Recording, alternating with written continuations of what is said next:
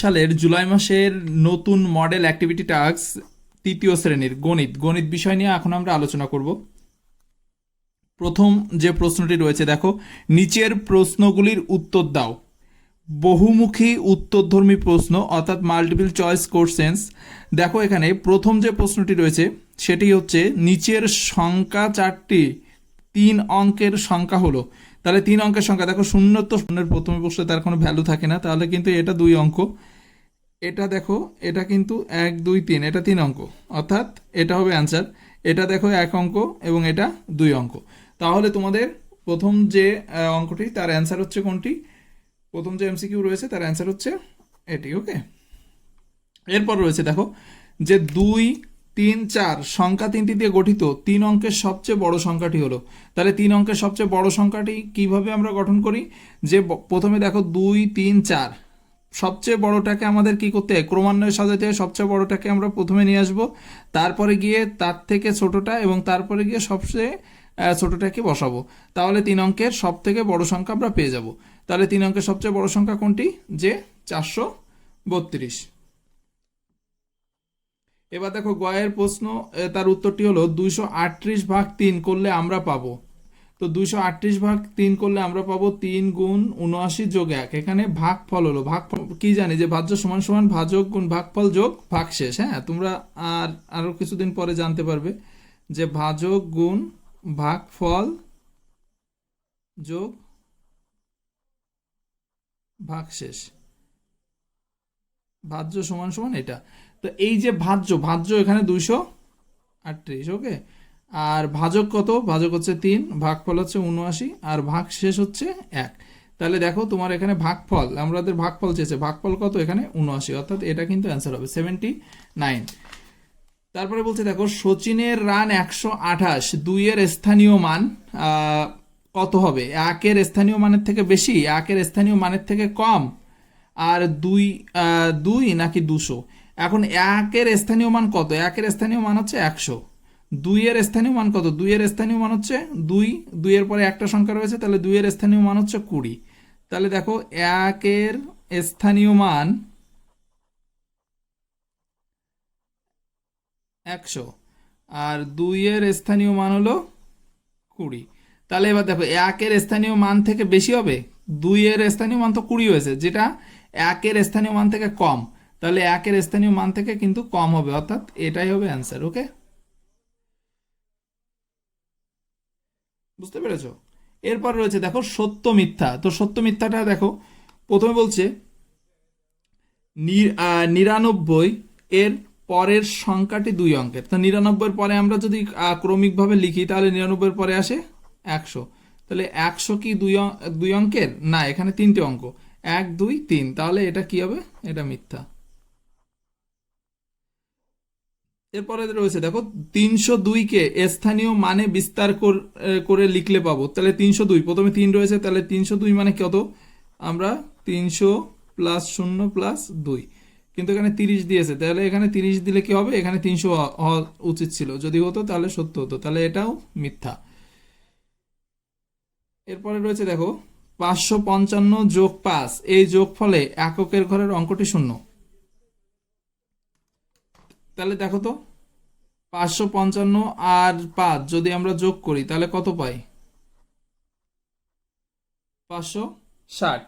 তাহলে যখন আমরা 560 পাচ্ছি তখন 560 মানে এটা হলো একক, দশক আর এটা শতক, তাহলে এককের ঘরের অঙ্কটি শূন্য, তাহলে এটা কি হবে? আসলে সত্য। বুঝতে পেরেছো? তো তারপরে রয়েছে দেখো দ্রাবিড়ের রান 119 ও লক্ষণের রান 111। লক্ষণের রান দ্রাবিড়ের রান থেকে 8 কম। তাহলে দেখো তো 119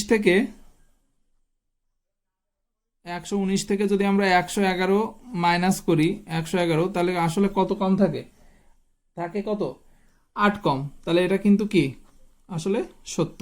স্তম্ভ মেলানো দেখো, প্রথমে বলছে 205, তাহলে 205, এই যে এটা কথায় লেখা আছে, এটা অঙ্কে রয়েছে, তাহলে 205।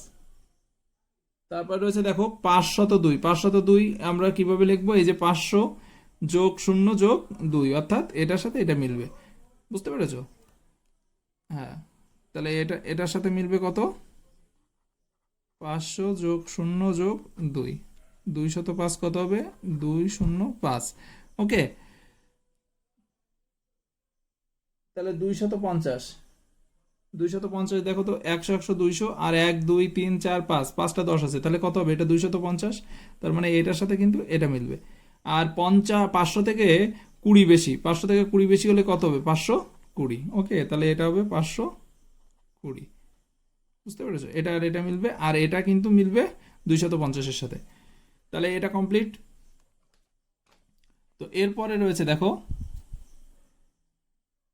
ছোট থেকে বড় সাজাও। ছোট থেকে বড়, তাহলে সবচেয়ে ছোট কে আছে এখানে? সবচেয়ে ছোট হচ্ছে 205। তাহলে যে ছোট থেকে বড় বলেছে, তাহলে প্রথমে 205 লিখবে। তারপরে কত রয়েছে? তারপরে রয়েছে দেখো 236। তারপরে কত রয়েছে? তারপর রয়েছে দেখো এখানে 423। তারপরে কত? 586। তাহলে এটাই হলো মানের ঊর্ধ্বক্রম অনুসারে সাজানো, ঠিক আছে? তাহলে এটাই হলো মানের ঊর্ধ্বক্রম অনুসারে সাজানো। ছোট থেকে বড় মানে হচ্ছে মানের ঊর্ধ্বক্রম, দেখো ক্রমান্বয়ে উপরের দিকে যাচ্ছে, ঠিক আছে? এবার দেখো পরে রয়েছে সাজিয়ে বিয়োগ করো। সাজিয়ে বিয়োগ করো। সাজিয়ে বিয়োগ করব আমরা কিভাবে? দেখো, আমরা এখানে লিখব একক, দশক, শতক। ওকে, তাহলে 501, এখান থেকে 29। ওকে, তাহলে আমরা এখান থেকে কিভাবে মাইনাস করব? দেখো, আমরা এককের ঘরে 1 রয়েছে, এখানে 9 রয়েছে, তাহলে আমরা এখানে 10 নিয়ে আসবো। 10 নিয়ে আসলে কত হচ্ছে? 11, মানে এখানে 2 হাতে থাকলো থাক। আবার এখানে দেখো কত থাকছে? 7, আর এখানে আছে 4, অর্থাৎ 472। 198টি রুই মাছ উঠে এসেছে এবং দীপুর জালে 176টি রুই মাছ উঠে এসেছে। কার জালে রুই মাছ কটা বেশি উঠেছে? তাহলে দেখো, একজনের উঠেছে হচ্ছে 198টি, আর একজনের উঠেছে 176টি। তো বিয়োগ করে দাও। বিয়োগ করলে তোমরা পেয়ে যাবে, এখানে দেখো 2, আর এখানে হচ্ছে তোমার 2, আর এখানে এক একে মিলে গেলে 0, তাহলে 22টি। তাহলে কি হলো? যে 198টি উঠেছিল কে? মাসুমের জালে রুই মাছ উঠেছিল, আর দীপুর জালে উঠেছিল 176টি। তাহলে কার রুই মাছ কটা বেশি উঠেছে? তাহলে কার জালে বেশি উঠেছে? 22টি রুই মাছ বেশি উঠেছে কার জালে? মাসুমের জালে। তাহলে তোমরা এভাবে লিখবে যে মাসুমের জালে 22টি রুই মাছ বেশি উঠেছে। বুঝতে পেরেছো? তো নেক্সট আমাদের যে মডেল অ্যাক্টিভিটি টাস্ক রয়েছে সেটি হলো ইংলিশের জুলাই মাসের যে মডেল অ্যাক্টিভিটি টাস্কগুলো দিয়েছে তার মধ্যে কি কি দিয়েছে দেখি, চলো দেখে আসি। প্রথমেই রয়েছে activity one, fill in the blanks with words from the list given below. প্রথমেই রয়েছে দেখো দ্য গ্রাস ইজ। তো দ্য গ্রাস ইজ কি বলো তো? সবাই জানি the grass is green, GREEN। Okay, the grass is green. হ্যাঁ, তো দ্য গ্রাস ইজ গ্রিন তো গেল। তারপরেরটা কি রয়েছে দেখো তো? তারপরে কি রয়েছে? The sky is blue. তো তোমরা কিন্তু এখানে এইভাবে লিখে দেবে, হ্যাঁ, দ্য স্কাই ইজ ব্লু। এরপর কি রয়েছে দেখো, দ্য রোজ ইজ বিভিন্ন কালারের রোজ হয়, কিন্তু সবচেয়ে বেশি পপুলার হচ্ছে রেড। ওকে, তো কারণ আমাদের লিস্টে কিন্তু রেড দেওয়া আছে, অন্য কোনো কিছু আর দেওয়া নেই। তো আমরা এই লিস্ট থেকে কিন্তু এগুলো সব লিখে ফেললাম। এরপরে রয়েছে দেখো রিয়ারেঞ্জ মানে কি? সাজিয়ে লেখো। ঠিক আছে, সাজিয়ে লেখো। কি লেখো? দ্য লেটার্স, অর্থাৎ বর্ণগুলো, টু মেক মিনিংফুল ওয়ার্ডস, অর্থপূর্ণ শব্দ তৈরি করতে হবে। অর্থপূর্ণ শব্দ, বুঝতে পেরেছো? অর্থপূর্ণ শব্দ। তা ট্যাম তো কোনো শব্দ নেই, তাহলে এই ট্যামটাকে আমরা কি লিখেছি? ম্যাট। ওকে, MAT, দেখো এখানে সব স্মল লেটার রয়েছে, তাই আমরা সব স্মল লেটারই দেবো। MAT। তারপরে রয়েছে ড্রু তো হয় না, ডোর হয়, তাহলে DOOR। এরপর রয়েছে SSRGA। তো এই ধরনের কোনো ওয়ার্ড আমরা জানি না, আমরা জানি হচ্ছে এগুলোকে সাজালে কি পাবো? গ্রাস। ওকে, GRASS। বুঝতে পেরেছো? তারপরে দেখো বলছে activity 3, write 4 sentence on the bird you like. যে পাখিটি তুমি পছন্দ করো সেই পাখি সম্পর্কে 4টি বাক্য লেখো। Use the following points. তুমি কি কি পয়েন্ট ব্যবহার করতে পারো? দেখো এখানে তুমি কিন্তু এই পয়েন্টগুলো ব্যবহার করতে পারো। নেম অফ দ্য বার্ড, তাহলে প্রথমেই লেখো যে তুমি কোন বার্ড পছন্দ করো। তা মনে করো আমার পছন্দ হচ্ছে প্যারট, তাহলে আমি কি বলবো? The bird I like, the bird The bird, B-I-R-D, bird I like most is parrot. P বড় হাতের দেবে, P-A-R-R-O-T। ওকে, তাহলে আমি কোন বার্ড পছন্দ করি সবচেয়ে বেশি? প্যারট। ঠিক আছে, the bird I like most is parrot. এবার দেখো 2 নম্বর আমরা কি বলছি, হাউ ইট লুকস, এটি দেখতে কেমন। তাহলে এটি আসলে প্যারট দেখতে কেমন? প্যারট সুন্দর দেখতে হয়। ঠিক আছে, the parrot looks very beautiful. The looks very beautiful. Okay, আর এর সাথে কি রয়েছে, আমরা যদি এরকম লিখে দিই একটু তাহলে বেশ ভালোই লাগবে। উইথ এ রেড বিক, RED, রেড বিক। বিক মানে কি জানো তো? বিক মানে হচ্ছে ঠোঁট। ঠিক আছে, খুব সুন্দর দেখতে এবং এর ঠোঁটগুলো আরও সুন্দর। এরপর রয়েছে হোয়াট ইট ইটস, এটি কী খায়? ইটস ফ্রুটস, তাই তো? Eat fruits and live. Okay, তারপরে কি লিখেছে যে why do you like it? I like the parrot, আমরা এভাবে লিখি যে I like the parrot, PARROT, parrot, because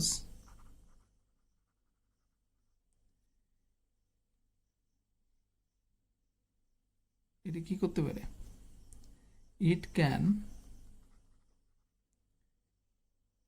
mimic human speech. এটি মানুষের মতো কিন্তু সুন্দর, একদম হুবহু মানুষের মতো কথা বলতে পারে। তো আর কোনো পাখি কিন্তু এইভাবে পারে না, তো তার জন্যই কিন্তু আমার এই পাখিটি খুবই পছন্দের। তো তারপরে চলো দেখে আসি 3য় শ্রেণীর আমাদের পরিবেশ। আমাদের পরিবেশ মডেল অ্যাক্টিভিটি টাস্ক আমাদের পরিবেশ 3য় শ্রেণী, এটা হচ্ছে জুলাই 2021-এর। তো দেখে নাও, প্রথম যেটি রয়েছে সেটি হচ্ছে কাঁচা আমের স্বাদ পাওয়া যায় যে ইন্দ্রিয়ের সাহায্যে। আমরা জানো তো আমাদের যে টেস্ট বার্ড বা স্বাদকোরক রয়েছে, আমাদের জিহ্বার উপরে প্রায় 10,000 টেস্ট বার্ড রয়েছে স্বাদকোরক, এবং জিহ্বার এক একটা অংশ এক এক ধরনের স্বাদ গ্রহণ করে। তাহলে এই স্বাদ গ্রহণ হয় কিসের মাধ্যমে? আমাদের যে, ঠিক আছে, পঞ্চ ইন্দ্রিয় রয়েছে, সেই পঞ্চ ইন্দ্রিয়ের মধ্যে কি আমরা জানি যে জিহ্বা একটা, তাই তো? চক্ষু, কর্ণ, নাসিকা, জিহ্বা ও ত্বক। এই ত্বকের মধ্যে কিন্তু, এই পঞ্চ ইন্দ্রিয়ের মধ্যে আমাদের কিন্তু জীবটা আমাদেরকে কি করে? জীব বা জিহ্বাটা আমাদেরকে যে কোনো জিনিসের স্বাদ গ্রহণে সাহায্য করে। বুঝতে পেরেছ? তারপরে রয়েছে দেখো, পুষ্টিকর নয় এমন একটি খাবার। দেখো আমরা যে জিনিসগুলো মাথায় রাখবে টেস্টি, বিশেষ করে সেগুলি কিন্তু কম পুষ্টিকর। তো পুষ্টিকর নয় এমন একটি খাবার, মাছ খুবই পুষ্টিকর, কারণ মাছ, ডিম এগুলোতে প্রচুর পরিমাণে প্রোটিন থাকে। এর মধ্যে 6 গ্রাম প্রোটিন পাওয়া যায়। ঠিক আছে, যদি তুমি ফুল ডিমটা খেতে পারো। মাছে প্রচুর পরিমাণে সাদা আঁশযুক্ত যে মাছগুলো, প্রচুর পরিমাণে প্রোটিন থাকে। সবজি, ঠিক আছে, সবজিটা কিন্তু শরীরের জন্য খুবই ভালো। আর চিপস, এটিতে প্রচুর পরিমাণে অয়েল থাকে, এবং এই যে অয়েলটা, এই অয়েলটা কিন্তু প্রচুর পরিমাণে ফ্যাট সৃষ্টি করে, এবং যেটা স্বাস্থ্যসম্মত নয়। তাহলে পুষ্টিকর নয় এমন একটি খাবার হবে চিপস। মাটির নিচেই একটি আনাজ হলো, ঠিক আছে। সবজি দেখো মাটির নিচে কি হয়, ঢ্যাঁড়স, ঝিঙে, কুমড়ো, এগুলো সব মাটির উপরে হয়, কিন্তু আলুটা কোথায় হয়? মাটির তলে হয়। তাহলে এই মাটির নিচে একটি সবজি হবে আলু। রয়েছে দেখো, ঠিক বাক্যের পাশে টিক আর ভুল বাক্যের পাশে ক্রস চিহ্ন দাও। তো বলছি স্কিপিংয়ে হাতের কবজির কোনো কাজ হয় না, এটা কিন্তু ভুল। ঠিক আছে, কারণ হাতের কবজি আমরা যখন স্কিপিং করি তখন কিন্তু হাতের কবজির কাজ হয়। তো তার জন্য এটাকে আমরা কি করব? ভুল দেব। হ্যাঁ, অর্থাৎ কুরাস দিতে বলছে, তো এখানে আমার কুরাস দেওয়াই রয়েছে। এরপর রয়েছে পেঁয়াজ হলো গাছের মূল। হ্যাঁ, এটাও কিন্তু ভুল, পেঁয়াজ কিন্তু গাছের মূল না। সয়াবিন একটি প্রাণীজ খাবার, এটিও ভুল। তাহলে তিনটেই কিন্তু ভুল। বুঝতে পেরেছো? তো এরপরে রয়েছে চোখের যত্ন নেওয়া কেন প্রয়োজন। তো চলো আমরা একটু দেখে আসি চোখের যত্ন কেন নিতে হবে। দেখো,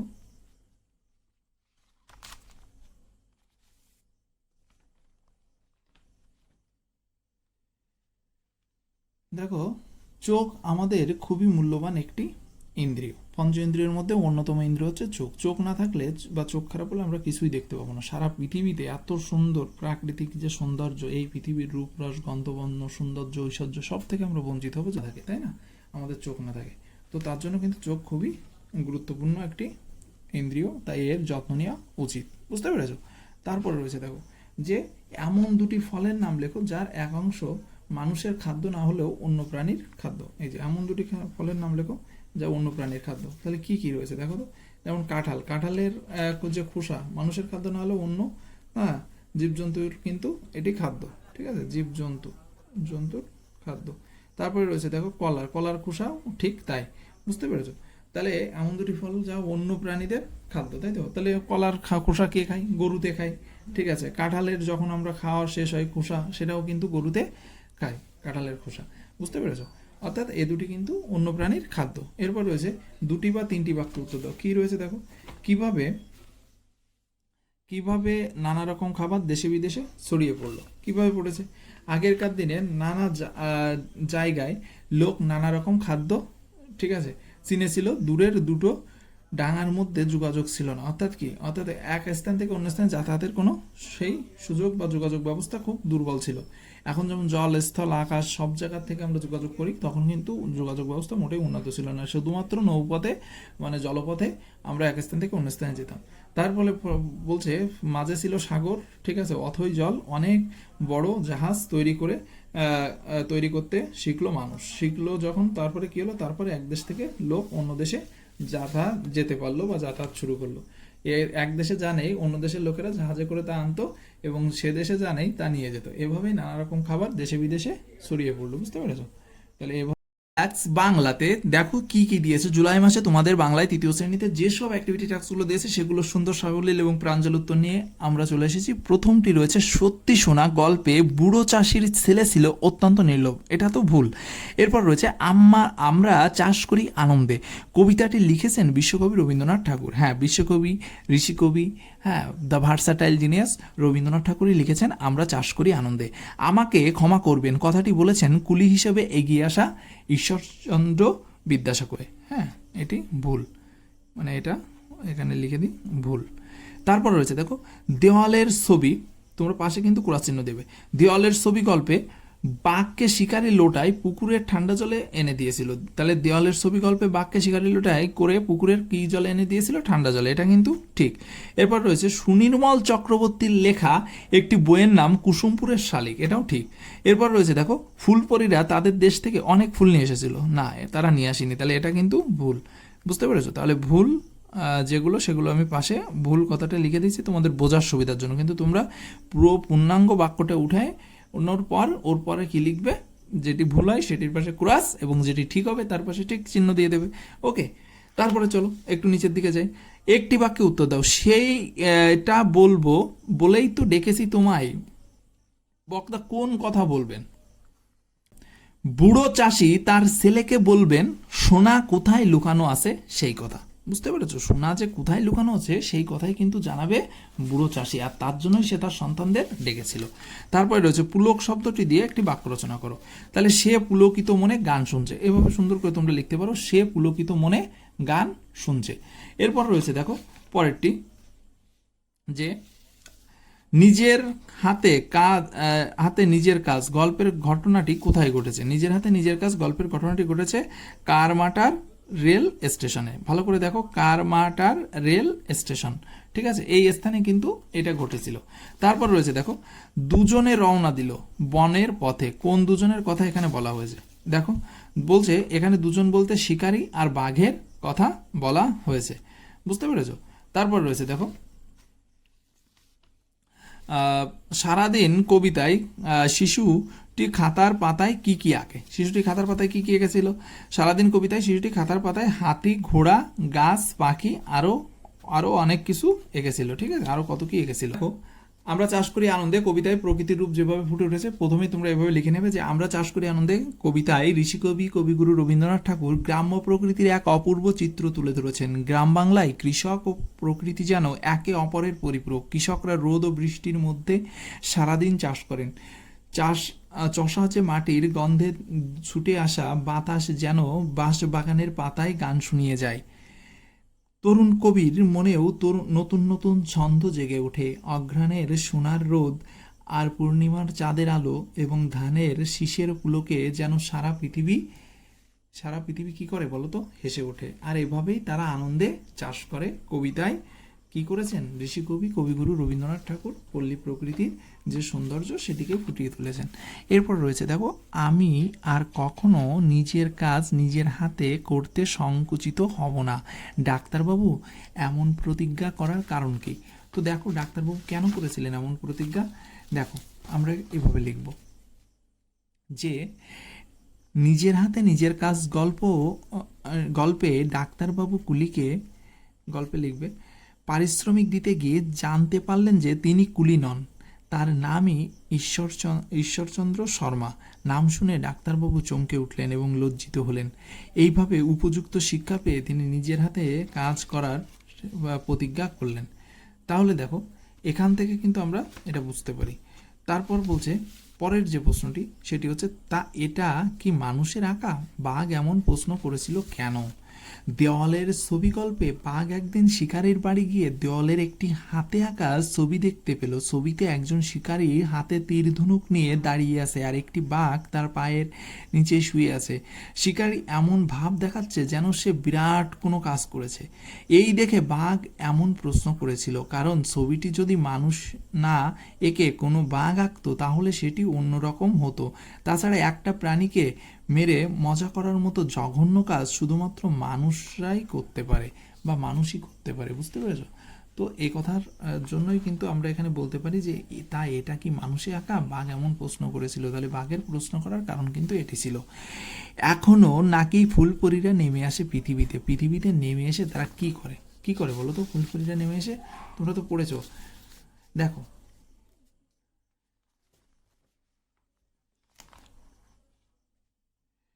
এখনো নাকি পরীরা রাতে চাঁদের আলোয় পৃথিবীতে নেমে আসে। সারা রাত ফুলবনে হাত ধরাধরি করে নেচে ভোর না হতেই আবার কি করে তারা সবাই চলে যায়। তো এখানে আমাদের কমপ্লিট হলো। এরপর দেখো রয়েছে তোমাদের পরের যে অংশটা, সেটি আমরা এখানে কমপ্লিট করব। শূন্য স্থানে সঠিক বর্ণ বসিয়ে শব্দ তৈরি করো। তাহলে প্রথমে আমরা এখানে পর্যন্ত অন্তর্জয় রেফ বসাবো। হ্যাঁ, তারপরে কি রয়েছে? ড আকার রয়েছে, শেষে র রয়েছে। তো তোমরা সবাই বুঝতে পারছো এখানে কয়ত আকার হবে। ডাক্তার, ওকে, ডাক্তার, ড আকার কয়ত আকার। তোমরা কয়ত এইভাবেও দিতে পারো, কর নিচে তো দিয়ে এইভাবে। এরপর রয়েছে তারপরে আমরা কি লিখবো? প্রতিজ্ঞা, ওকে, এইভাবে দেবে। হ্যাঁ, প্রতিজ্ঞা। এরপর জঙ্গল, তাহলে জঙ্গল কি হবে? জঙ্গল, জ। তারপর রয়েছে র আর শেষে ন, রঞ্জন। আমরা এখানে ইংরেজি বর্গজা দিলাম, রঞ্জন। ওকে, বাংলা ভাষায় স্বরবর্ণ আর স্বরধ্বনিগুলি কি কি? তাহলে স্বরবর্ণ আর স্বরধ্বনি, প্রথমে দেখো স্বরবর্ণগুলো আগে আমরা লিখব। স্বরবর্ণ কি কি? প্রথমে অ, তারপর আ, তারপর সই, তারপর দীর্ঘই, তারপর সৌ, তারপর রস্যু। হ্যাঁ, তারপর কি? রি, কমা কমা দিয়ে লিখবে, সুন্দর করে লিখবে। হ্যাঁ, তারপর এ, তারপর ওই, তারপর ও, তারপর ও। ওকে, তাহলে মোট কয়টি? একটি, দুটি, তিনটি, চারটি, পাঁচটি, ছয়টি, সাতটি, আটটি, নয়টি, 10টি, 11টি। তোমরা সবাই জানো যে 11টি রয়েছে। হ্যাঁ, তাহলে 11টি। আর যে স্বর ধ্বনিগুলি রয়েছে সেগুলি কি কি? তাহলে এগুলো হলো স্বর বর্ণ। বুঝতে পেরেছ? এবার আমরা লিখব স্বরধ্বনি। স্বরধ্বনি কোন কোনগুলো? প্রথমে হচ্ছে অ, তারপর আ, হ্যাঁ, তারপর হচ্ছে রস্বই, ওকে, তারপর রস্ব, এ, ও আর এ। মোট দেখো 3 আর 3 6 আর 1 7টি। কয়টি? 7টি। তোমাদের এই প্রশ্নটা অন্যভাবে আসতে পারে যে বাংলা ভাষায় স্বরবর্ণ কয়টি?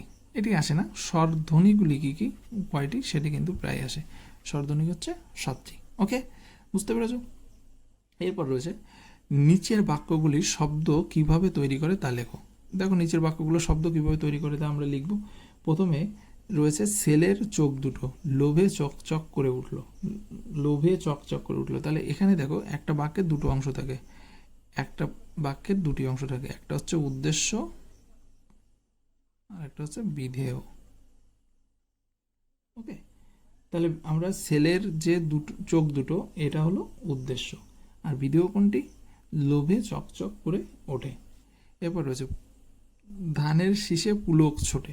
হ্যাঁ, তাহলে পুলকটা এখানে কি? পুলকটা হচ্ছে উদ্দেশ্য। হ্যাঁ, আর বাদ বাকি যে অংশটুকু রয়েছে দেখো, ধানের শীষে ছোটে, ধানের শীষে ছোটে হচ্ছে বিধেয়। হ্যাঁ, ধানের শীষে ছোটে, এটা কি হবে? বিধেয়। বুঝতে পেরেছো? তারপরে রয়েছে নাম শুনে ডাক্তারবাবু চমকে উঠলেন। তাহলে ডাক্তারবাবু এখানে উদ্দেশ্য, ডাক্তারবাবুটা কি? উদ্দেশ্য হচ্ছে ডাক্তার বাবু। ওকে, আর নাম শুনে চমকে উঠলেন এটা হলো বিধেয়। তারপর রয়েছে দেখো, তারা ছোট দাওয়া পেরিয়ে তারা ঘরে ঢুকলো। তাহলে এই যে তারা, তারাটা হলো উদ্দেশ্য, আর বাদ বাকি যে অংশটুকু রয়েছে অর্থাৎ ছোট দাওয়া পেরিয়ে ঘরে ঢুকলো, এটা হলো বিধেয়। বুঝতে পেরেছো? তাহলে এভাবে কিন্তু আমাদের বাংলার সমস্ত অ্যাক্টিভিটি টাস্কগুলো কমপ্লিট হলো। তো এরপরে রয়েছে আমাদের দেখো সুঅভ্যাস। সুঅভ্যাসগুলো আমরা এখন দেখব। প্রথম সুঅভ্যাস কি রয়েছে, যে বহুর মধ্যে সঠিক উত্তরটি খুঁজে বের করতে হবে। বাল্যকালে ভিত শক্ত করতে গিয়ে কি করতে হবে? সুঅভ্যাস পালন করতে হবে। ওকে, সুঅভ্যাস পালন করলে কিন্তু ঘুম থেকে উঠে কিভাবে বিছানা ছেড়ে উঠতে হবে, আস্তে আস্তে ঘুম থেকে উঠতে হবে, হঠাৎ লাফ দিয়ে উঠতে হবে, আস্তে আস্তে উঠতে হবে। এরপর রয়েছে নিয়মিত যোগাসন করলে কি সুযোগ পাওয়া যায়। নিয়মিত যোগাসন যখন তুমি করবে তখন কি হবে তোমার, বলো তো? তোমার যে দেহ মন সুস্থ থাকবে, সবল হবে, মন সতেজ থাকবে। হ্যাঁ, তাহলে তারপরটা কি রয়েছে, প্রতিদিন স্কুলেতে যেতে হয় কেন? কারণ প্রতিদিন স্কুলেতে শেখার কত কিছুই আছে। খেলা করা যায় তাই, বাড়িতে থাকলে সারাদিন পড়তে হয়, মিড ডে মিল পাওয়া যায় তাই। কারণ স্কুলে অনেক কিছু রয়েছে, তোমরা যদি যাও তাহলে অনেক কিছু শিখতে পারবে। এরপর রয়েছে গুরুজন কারা। গুরুজন হচ্ছে আমাদের বাবা মা, পরিচিত অপরিচিত বয়সে বড় যারা, সবাই কিন্তু আমাদের গুরুজন। ঘুম থেকে উঠে পর্যায়ক্রমিকভাবে কোন কোন কাজগুলো তুমি করো? কি কি কাজ করি আমরা ঘুম থেকে উঠে? প্রথমে প্রাতকৃত ব্যায়াম বা দৌড়ানো, দাঁত মাজা, পোশাক বদল, প্রাতরাশ, পড়তে বসা। বুঝতে পেরেছো? এগুলো আমরা কিন্তু করি। তাহলে এটাই। এরপর রয়েছে দেখো, রাতে ঘুমানোর সময় কোন পরে থাকা পোশাক বদল না করলে কি ক্ষতি হতে পারে? ঠিক আছে, রোগ জীবাণু, দুর্গন্ধযুক্ত পোশাক বদল না করলে স্বাস্থ্যের ক্ষতি হতে পারে। এরপর রয়েছে দাঁত ও মুখ কখন পরিষ্কার করতে হবে। দাঁত ও মুখ সকালে, দুপুরে, রাত্রে, ভারী কোনো কিছু খাবার পরে পরিষ্কার করতে হবে। তোমার কাছে দামি বস্তু কোনটি? হিরে, সোনা, সময় না জীবন? ঠিক আছে, দেখো সময়ের চেয়ে কিন্তু জীবন বড়। কারণ বেঁচেই যদি না থাকি তাহলে কিন্তু কোনোভাবে আমরা জীবনে কোনো কিছু সময় দিয়ে কী হবে? বুঝতে পেরেছো? তাহলে সময় থেকে কিন্তু জীবন বড়। তাহলে সবচেয়ে দামি বস্তু হচ্ছে জীবন।